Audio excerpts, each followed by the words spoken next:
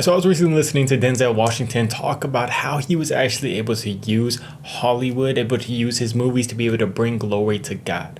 And I think this is a question we all have for ourselves. We're like, do we need to change our job? Do we need to do something different? Do we need to go serve at the church? Do we need to be a pastor to be able to spread the word? But Denzel talks about it in a completely different perspective. So he said that when he was first getting into all this stuff, he was like, okay, should I be a pastor? He went in, when we went to go ask somebody, he was like, should I be a pastor? Should I go and go down that path? And I told him, no, like you don't need to. You already have your pulpit, which is where the pastor stands and talks about Jesus, able to spread the word of Jesus. They said, you already have your pulpit. Your pulpit is acting. Your pulpit is being able to go out there and do that. Just continue to put God first in that. So he was like, okay, I'm going to go and do that. I'm going to go ahead and do that. So what he did is when he would do these movies, he would always think about how he could bring God's will through this, how he could serve God through this freaking movie.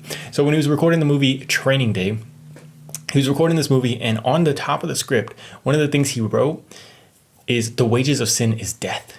That's the message that he wanted to bring through that. And he got the ending of that movie changed in order to portray that message better, because he knew he had to do it. If he was going to do these movies, it had to be for a purpose, to bring God's purpose and God's will to it. So he got the ending of the movie changed so that this guy who was doing sin, committing all this sin throughout the entire movie, he ends up getting everybody turned on him and dying in a big way because the wages of sin is death. So that's how he was spreading his message. He didn't have to go out here and he didn't have to become a pastor or anything like that, but he used what he was already doing and thought about it in a different angle to be able to bring the will of the Father through that. Even the movie, The Book of Eli, that's one of my favorite movies of all time, probably tied for my top favorite movie of all time with Iron Man.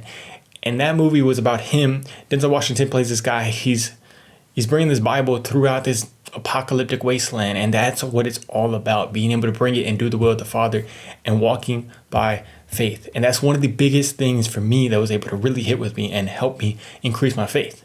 So through that, he was actually he's just like a pastor, being able to spread the word, being able to encourage people about God, being able to help them know about God and being able to lead us towards God.